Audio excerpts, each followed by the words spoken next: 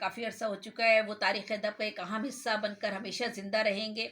आपका ताल्लुक़ साहिवाल से था। लाहौर में 79 बरस की उम्र में इंतकाल फरमाया। अंजुमन तरक्की पसंद मुसन्निफ़ीन से भी आपका ताल्लुक़ रहा। मुनीर नियाज़ी ने अपनी ज़िंदगी में उर्दू अदब को अपनी बेमिसाल बहुत सी तख्लीक़ात से नवाजा है। उर्दू और पंजाबी में 18 शेरी मजमूए उनके शाया हुए, जिनका ज़िक्र इससे भी ज़्यादा होंगे, लेकिन मेरे इल्म में यहीं तक है।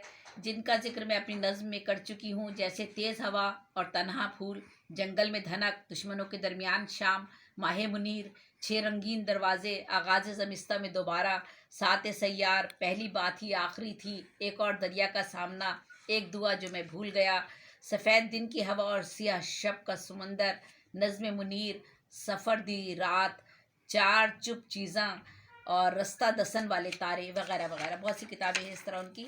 मुनीर नियाज़ी ने लफ्ज़ी अलामतों से बहुत काम लिया है। वो लफ्ज़ों के बाजीगर हैं। उनकी सोच व फ़िक्र के विजदान को बहुत वसअत हासिल है। जब वो अल्फाज इस्तेमाल करते हैं तो उनकी शायरी के किरदार खुद ब खुद जन्म लेते हैं। मुनीर नियाज़ी के साहिब तर्ज शायर होने में कोई कलाम नहीं। उनकी हर नज़्म, हर शेर एक नए मौजू के साथ सामने आता है और मुनफरिद ख़यालात से पुर है। वो मोहब्बत की बाज़गश्त को अपने ऊपर कैफियत समझकर तारीख करते हैं और लफ्ज़ों में बयान कर देते हैं। लफ्ज़ों की तशबीहात, अलामती अंदाज़ और बेअख्तियार तख़य्युल की उड़ान उनके कलाम को तिलस्माती बना देती है। और मैं अशार उनके नहीं पढ़ती हूँ। वो किरदारों की सरापा कशी के माहिर हैं। किसी भी वाक़े का जामे अहवाल इख्तिसार में बयान करना वाक़याती हुस्न को इंतहा पर ले जाता है और उनकी बहुत सी नज़में इस बात की अक्कासी करती हैं। मंजर निगारी में उन्हें कमाल हासिल है, चाहे वो मज़ाहिर कुदरत का जिक्र हो या किसी हसीना की हुस्न खूबसूरती का तस्करा। वो अपने रंगीन और खूबसूरत लफ्ज़ों से माला बुनते ही चले जाते हैं। उफ़क़ तक सरसों के खेत, फ़र्श ज़मरुद, हवेली का शजर, जामन की शाखें, जंगल का महकना, मोहब्बत की रागनी, चिड़ियों की महकार और बहुत से अल्फाज जो वो अपनी शायरी में इस्तेमाल करते हैं। मुनीर नियाज़ी ने जिन्स के इनफरादी तजर्बे को वसअत देकर इसमें एक तसव्वुराती फ़लसफ़ियाना जहद पैदा की है। जिन्स के तजर्बों का बयान मीरा जी के यहाँ भी मिलता है, लेकिन वो जिन्स के तजर्बे को मादी सतह पर बरतते हैं। इसी हवाले में मुनीर नियाज़ी की नज़्म जंगल का जादू में से मैं 2-3 शेर पढ़ती हूँ। बहुत खूबसूरत शेर है, इसलिए मैं बाकी शेर तो सब मैंने हटा दिए। जिसके काले सायों में है वहशी चीतों की आबादी, उस जंगल में देखी मैंने लहू में लुथड़ी एक शहजादी। उसके पास ही नंगे जिस्मों वाले साधु झूम रहे थे, पीले पीले दांत निकाले नाश की गर्दन चूम रहे थे। एक बड़े से पेड़ के ऊपर कुछ गिद्ध बैठे ऊँग रहे थे, सांपों जैसी आंखें मीचे खून की खुशबू सूंघ रहे थे। इस नज़्म में लहूलुहान शहजादी, चीते, गिद्ध, साधु, सांप और आदम की जिनसी ख्वाहिश की बेदारी का जिक्र एक नए तजर्बे के साथ सामने आता है। सैल ममतना की बहुत सी मिसालें उनकी शायरी में हमें नज़र आती हैं, जो कि मुनफरिद अंदाज़ लिए हुए हैं। सदा बा सदा उनकी एक नज़म भी है। बहुत ही कई नज़में हैं जिनमें मकालमाती और ड्रामाई अंदाज़ बयान है। कम बयानी और किफ़ायत लफ्ज़ी कारी को इंतहाई खूबसूरती से उनकी अपनी जानिब मुतवज्जो करती है।